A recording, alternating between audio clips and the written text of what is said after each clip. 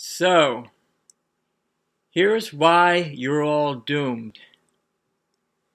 It's the night of the Oscars here tonight, and for those of you who actually have a life and thus have no time for nonsense like this, it's the day that the plebeian masses, us, honor the overpaid lefty thespian dunderheads who lecture to us all year about how hateful and ignorant we are concerning global warming and the plight of Syrian refugees, and how clever they and their friends are, having learned how to sound reasonably coherent and thus amass large sums of money by reading on camera pages of contrived drama that somebody else wrote for them.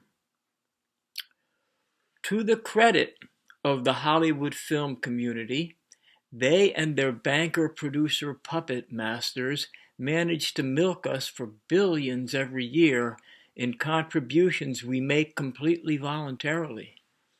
So we can enter a flat and fleeting kind of video paradise and watch them pretend to be real people, while we let go of who we are for an hour or two. So exhausted are we from the task of actually being real people for most of the year. That left to itself seems a fair trade to me. Off the video screen of managed sound and motion bites, however, there is an expectation on the part of the plebes that is irrational and unattainable, at least by the present crop of leftist lockstep parrots that populate Hollywood. They seem so dynamic and focused on the venerable silver screen, it seems reasonable to expect them to reflect some of that radiance in their everyday lives. Alas, nothing could be further from the truth.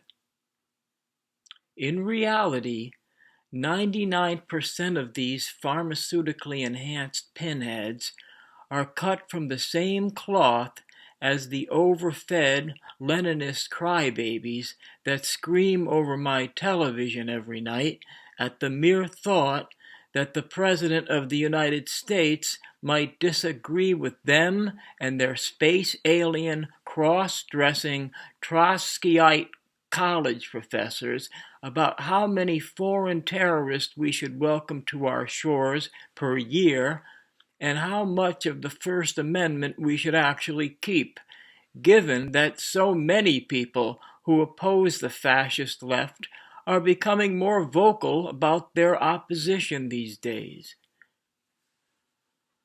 Modeling the perfect paradigm of passive-aggressive behavior, they alternately bawl on their knees in the middle of a public street with their professionally silk-screened paeans to discontent seized with both hands, and the next moment set ablaze Coke bottles full of gasoline, hurling them at the unprotected windows of people who've done them no harm and who they don't even know, acting out a weird science fiction fantasy in which the coddled offspring of the privileged, who are allowed to receive an advanced education, are actually compelled by drug abuse and an overdose of self-righteousness to behave more irrationally than the unenlightened masses that chauffeur their limousines and rake their gardens.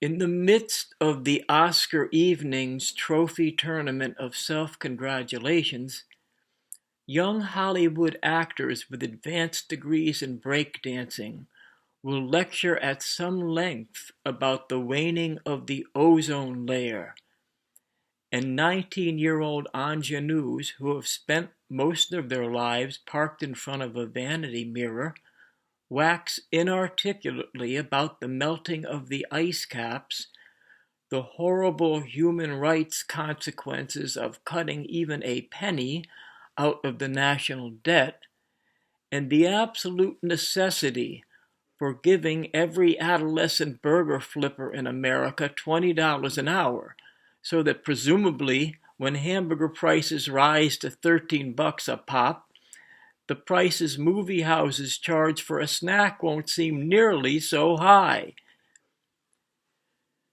The ladies who watch this silly affair explain that they like to look at the fancy gowns.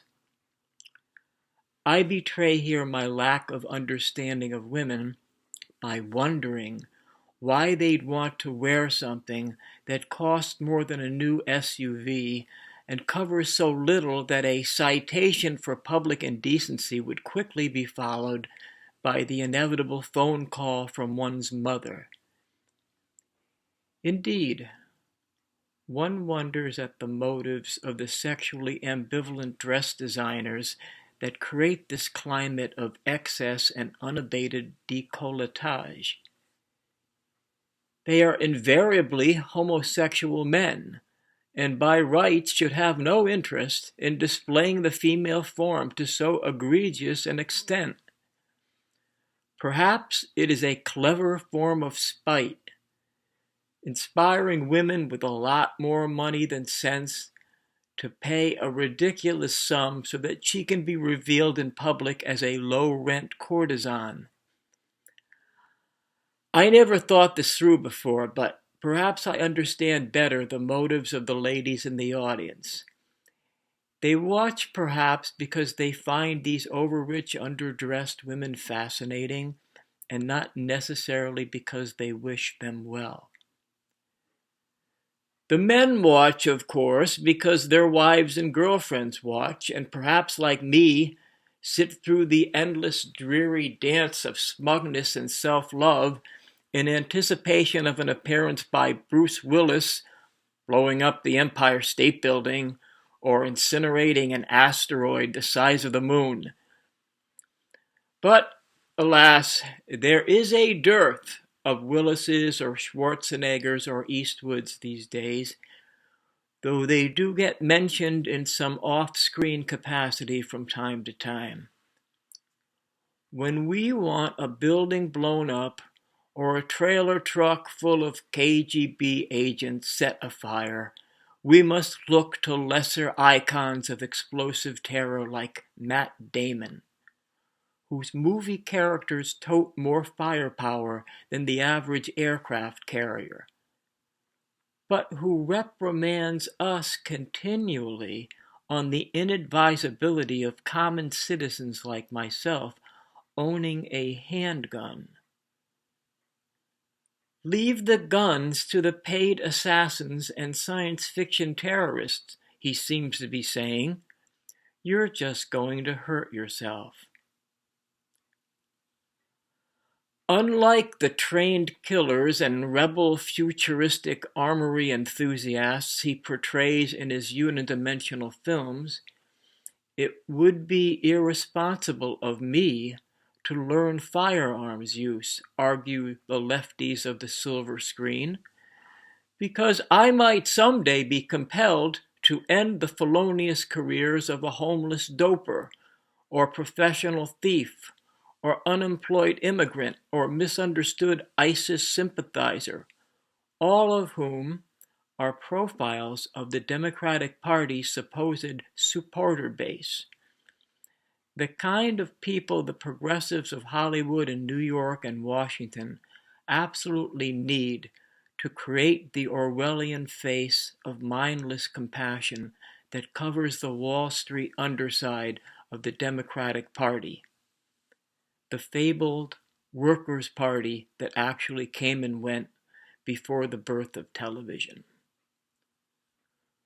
To be fair, even the Democratic National Committee chair isn't dumb enough to suppose that homeless dopers or ISIS sympathizers vote. But these are people that they assume their voters do identify with. For some reason, legal immigrants identify with legal immigrants or illegal immigrants. Young people think dope is perfectly okay. For a thief to victimize a suburban white guy is probably not that bad. And ISIS is obviously a Republican strawman. In the modern arena of the progressive circus, rationalization has replaced reason, and an appeal to logic alone is a sucker's game. For many of today's adolescents, young and old, the face on the video screen trumps the guy next to you on the bus, and even the guy across the dinner table. After all, who do you spend more time with? The flesh and blood beside you, or the all-consuming Technicolor talking head on your 60-inch TV or your 6-inch iPhone? As silly and shallow as their force-fed opinions may be, their disembodied voices stir us, and their artificial personas become real to us. You're watching the TV 5 hours a day. You see the mailman for 5 minutes a month. The lady who bags your groceries gets about the same. Your kid consumes half an hour a day. Where does the time go? Directly to La La Land, where Matt Damon is 22 feet high and can fashion a nuclear explosive from a box of Alka-Seltzer. If your next-door neighbor was taller than Kareem Abdul-Jabbar and could rig a toaster up with piano wire, you'd be impressed, wouldn't you? So, who's your daddy? It's probably Robert De Niro, who threatened to punch the President of the United States in the face for no reason I can determine.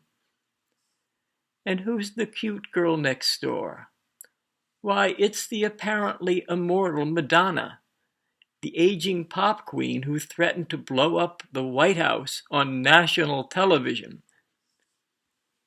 Here we learn something about a digital image that we should commit to memory. Though we must take their unsupported opinions about global warming with utmost seriousness, we can only somehow give them a pass when it comes to speaking openly about murdering the commander-in-chief of our entire country. It was said for dramatic effect, the apologists argue, and perhaps so. After all, the stock and trade of these people is cheap drama. On the other hand, everything Madonna, Matt Damon, and Ben Affleck and Leonardo DiCaprio ever learned about the actual science of climate change could be found on a matchbook cover at an Al Gore rally. Can't we take their dire warnings about meteorological Armageddon as a piece of dramatic effect too? My cable bill went up again this month, and I'm pretty close to shutting the TV service down for good, so I probably can't elevate my viewpoint to a moral position, but I'm guessing that if we're really getting our news from Matt and Madonna, we're probably watching too much TV and too many movies. You undoubtedly won't see it that way because the big box of distraction is pretty much on any time anybody's in the house. If it's not that, it's Netflix on the iPad or YouTube on the Galaxy Note or a numbingly repeating loop of cat videos on Junior's water-cooled surround sound gaming machine in the basement. Unless you've been studying gorillas in Rwanda with the Fosse Posse for the last 20 years, you have probably not spent more than a day of your adult life without seeing a television set. Chances are, everything that informs you as a citizen comes from that set. Whether it's De Niro telling you the president should be punched in the face, or Trump issuing an executive order that all aging Italian movie actors should be deported to Antarctica in a rowboat. Chances are, if you're like most people, you have no built-in filter that discriminates between useless information and something you might want to retain. Because that's the last thing the ad men in Manhattan and the lobotomists in Washington want you to acquire. A citizen with access to real information is an armed citizen. He is not subject to a casual prediction and not calmed by the casual lie. The greatest gift we're ever likely to receive from our globalist overseers is the magic moment when they slip ever so slightly and accidentally express their true feelings about you. Our former and unlamented President Barack Obama dared to put his contempt for you on display when he described you as bitter, clinging to guns and religion, as if to supplement your lost identity with dangerous anti-progressive icons. This, he casually explained, was why you are a bigot, letting your feelings of marginalization evolve into antipathy to people who aren't like you. Thus, your anti-immigrant sentiment has very little to do with the fact that deranged foreigners blow up our airplanes, shoot our soldiers on our own soil, or knife and behead their co-workers. It is clearly because we're racists and too unenlightened to let bygones be bygones. In other words, wholesale murder and anti-American blather from psychopathic terror merchants have allowed us, at least briefly, to ignore the progressive global melting pot rhetoric of the Obama spin machine and the Clinton campers and discern a glimmer of truth. Other people, bitter aliens, suffering from an excess of guns and religion, are out to get us, and we must respond or die. Once you get that, a consensus begins to emerge. That one little moment of shared understanding has resulted in the recent presidential victory of the anti-Obama, a garrulous icon of incivility who dares to brandish his guns and his religion in the open, and who wears the cries of bigotry from the lunar left as a badge of honor. Whether that victory was a result of wisdom has yet to be determined, but our collective bitterness was indeed correctly identified by the defeated progressives as the atomic weapon it was, and may 1,000 bitter flowers bloom.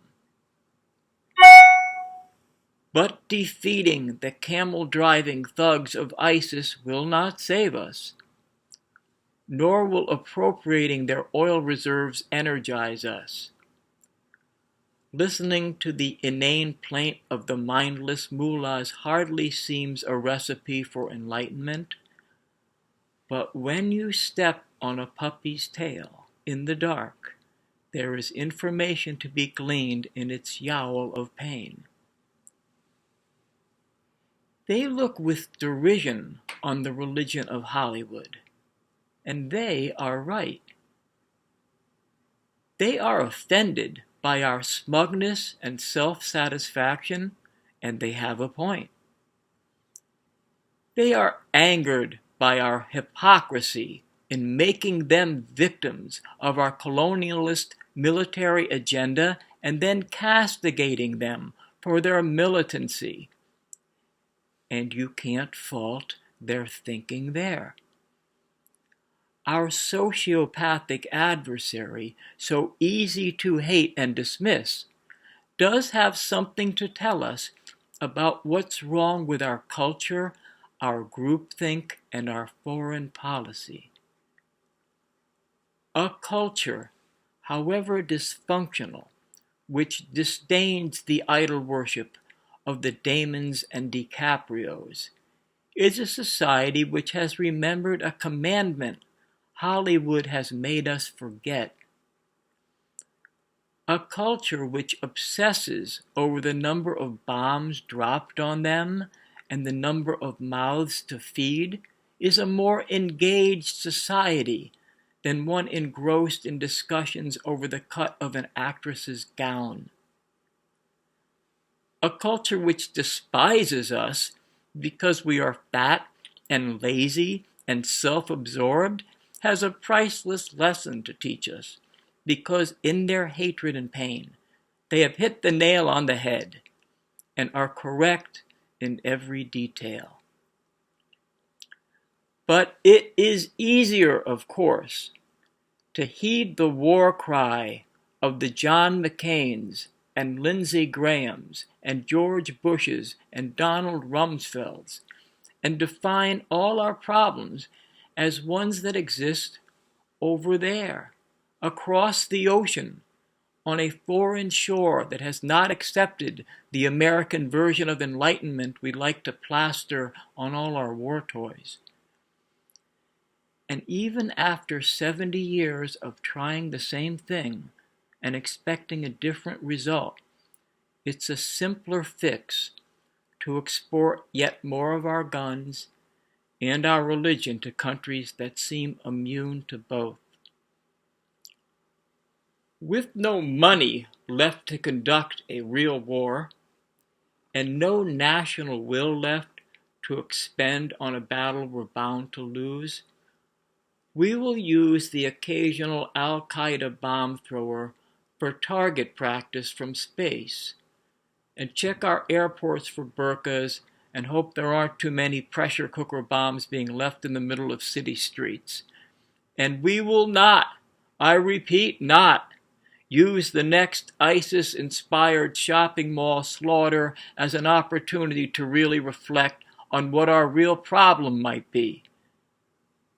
Instead, we will accept a new congressional appropriation for the construction of a new aircraft carrier, another 19 F-22s, and a newfangled Buck Rogers rifle that automatically shoots anyone who mouths the phrase Allah Akbar. Meanwhile, we will heartily embrace the next national distraction from the likes of Kim Kardashian and Lady Gaga, and stay tuned for the next Country Music Awards, the next Final Four, and quickly return to the burning question of who really, really killed J.R. Ewing.